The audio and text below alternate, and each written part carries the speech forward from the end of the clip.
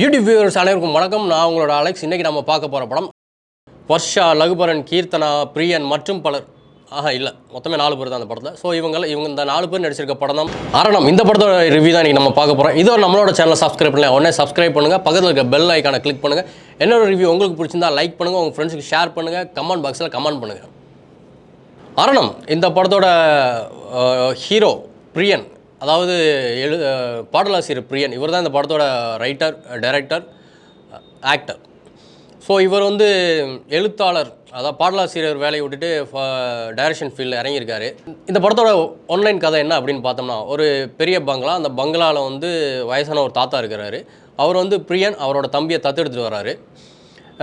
அந்த சொத்தோட ஒரிஜினல் வாரிசான அந்த தாத்தா, அவருடைய பையன் அந்த சொத்தை பங்கு கேட்குறாரு. இந்த தாத்தா வந்து கொடுக்க மாட்டேங்கிறாரு. ஏன்னா பையன் வந்து ஊதாரி, குடிச்சிட்டு ஊர் சுற்றுறான் அப்படிங்கிற மாதிரி கேரக்டர். ஸோ அதனால் சொத்து தரமாட்டேன்னு சொல்கிறாரு. ஒரு நாள் நைட்டு என்ன பண்ணிடுறாரு, அந்த பையன் இறந்துடுறாரு, தவறி விழுந்து இறந்துடுறாரு.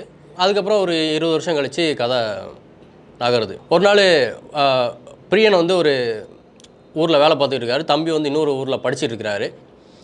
ஸோ பிரியன் அவர் வந்து கொஞ்சம் அனாதை குழந்தைகளுக்கு ஹெல்ப் பண்ணுறது, இந்த மாதிரி நல்ல விஷயமெல்லாம் பண்ணுற மாதிரி காட்டுறாங்க. தாத்தாவுக்கு வயசாயினால பேரனுக்கு கல்யாணம் பண்ணி வைக்கணும்னு ஆசைப்படுறாரு. கல்யாணம் பண்ணி வைக்கிறாரு. வர்ஷாவுக்கும் பிரியனுக்கும் மேரேஜ் ஆகுது. அதுக்கப்புறம் ஒரு நாள் ராத்திரி தாத்தா இறந்துடுறாரு, மர்மமான முறையில் இறந்துடுறாரு. அது வந்து ஒரு பேய், அதாவது அவருடைய பையன் இறந்தார் இல்லையா, அவர் வந்து கொல்ற மாதிரி காட்டுறாங்க. தாத்தா இறந்ததுக்கப்புறம் பேரன் வந்து மூத்தவர் வந்து ஊருக்கு வராரு. ஊருக்கு வந்து ஒய்ஃபோட ஊருக்கு வந்து தங்குறாரு. பேய் வருது. இன்டர்வல் வரைக்கும் வந்து நமக்கு வந்து இது ஒரு பேய் படம் மாதிரி காட்டுறாங்க. இன்டர்வலுக்கு அப்புறம் உண்மையிலே உள்ள பேய் இருக்கா இல்லையா, என்ன கதை அப்படிங்கிறது இன்டர்வலுக்கு அப்புறம் சஸ்பென்ஸ்னு சொல்லி டைரக்டர் கொஞ்சம் ட்ரை பண்ணியிருக்காரு. அது எந்த அளவுக்கு எடுபடுதுன்னு தெரியல. ஏன்னா இன்டர்வல் வரைக்கும் நம்மளை ஒரு இமேஜினேஷனில் உட்கார வச்சுட்டு இன்டர்வலுக்கு அப்புறம் இல்லைப்பா அப்படின்னு மாற்றும் போது இல்லை, அது நம்மளால் ஏற்றுக்க முடியுதா அப்படிங்கிறது எனக்கு தெரில. பிரியன் ஒரு ப்ரெஸ் மீட்டில் சொல்லியிருக்காரு, இன்டர்வல் வர பார்த்துட்டு இந்த படத்தை இன்டர்வலுக்கு அப்புறம் எப்படி இருக்கு நீங்கள் கெஸ் பண்ணிட்டீங்கன்னா நான் இனிமேல் நடிக்க வர மாட்டேன் அப்படிங்கிற மாதிரி ஏதோ ப்ரெஸ் மீட்டில் சொல்லியிருக்கிறாரு. ஸோ உண்மைதான். ஏன்னா இன்டர்வல் வரைக்கும் ஒரு கதை சொல்கிறாரு, இன்டர்வலுக்கு அப்புறம் வேறு ஒரு கதை சொல்கிறாரு. நம்மளால் கெஸ் பண்ண முடியல, நமக்கு நிறையா அசியம் இருக்குது. தம்பின்னு ஒரு கேரக்டர் காட்டுறாங்க, அவரை வந்து இன்டர்வலுக்கு அப்புறம் தான் இன்ட்ரடியூஸே பண்ணுறாங்க. அவர் கல்யாணத்துக்கு கூட காட்டல. அதுக்கு ஒரு ரீசன் அவங்க சொல்கிறாங்க, பட் அது ஏற்றுக்கிற மாதிரி கிடையாது. இந்த படம் கிட்டத்தட்ட நம்ம எப்படி சொல்லணும்னா, இது பேய் படமும் கிடையாது, ஆக்ஷன் படமும் கிடையாது, கிளாமர் படம்.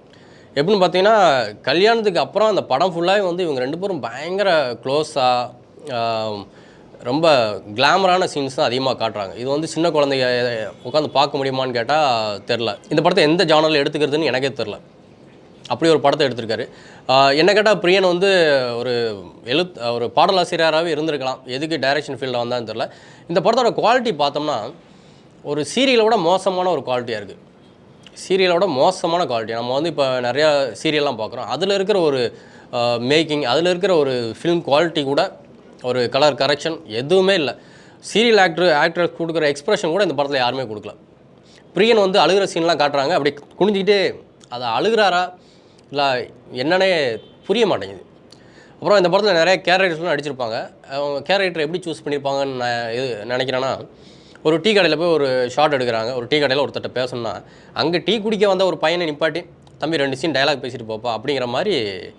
அதாவது இந்த 4 கேரக்டருமே அப்படி தான் நடிச்சிருக்காங்க. அதோட மோசமாக அந்த இடையிலாம் வந்துட்டு போகிறவங்க நடிக்கிறாங்க. எப்படின்னா, ஒரு ஆச்சரியம், ஒரு ஷாக்கான நியூஸ் சொல்கிறாங்கன்னா, ஷாக்காகிற நியூஸ் சொல்கிற வரைக்கும் நார்மலாக இருப்பாங்க. ஷாக்கான நியூஸ் கேட்டதுக்கப்புறமும் கூட நார்மலாக தான் இருப்பாங்க. அதுக்கப்புறம் டைரக்டர் ஆக்ஷன் சொன்னதுக்கப்புறம் தான் அப்படியா அப்படிங்கிற மாதிரி ஷாக் ஆகிறான். ஸோ டைரக்டர் ஷாக் ஆகுங்க அப்படின்னு சொல்கிற வரைக்கும் அவங்க வெயிட் பண்ணுறாங்க போல. ஸோ நடிக்கிறது ரொம்ப பச்சையாக தெரியுது. ஹீரோயின் வந்து ஃபுல் அண்ட் ஃபுல் கிளாமருக்காக மட்டுமே யூஸ் பண்ணியிருக்காங்க. ஹீரோயினுக்கு இந்த படத்தில் பெருசாக ரோலே கிடையாது. ஆக்சுவலி உண்மையாக சொல்லணும்னா பிரியனுக்கே இந்த படத்தில் ரோல் கிடையாது. வர்றாரு, ஹீரோயின் கூட ரொமான்ஸ் பண்ணுறாரு, வெளியே போகிறாரு, வர்றாரு, ரொமான்ஸ் பண்ணுறாரு, வெளியே போகிறாரு, வர்றாரு, ரொமான்ஸ் பண்ணுறாரு, அவ்வளோதான். அடுத்து தம்பி பார்த்தா தம்பியும் அதே தான், வர்றாரு, ரொமான்ஸ் பண்ணுறாரு, வர்றாரு, ரொமான்ஸ் பண்ணுறாரு, அவ்வளோ. செகண்ட் ஹாஃபில் அவங்க ஒரு கதை பில்ட் பண்ணுறாங்க, அது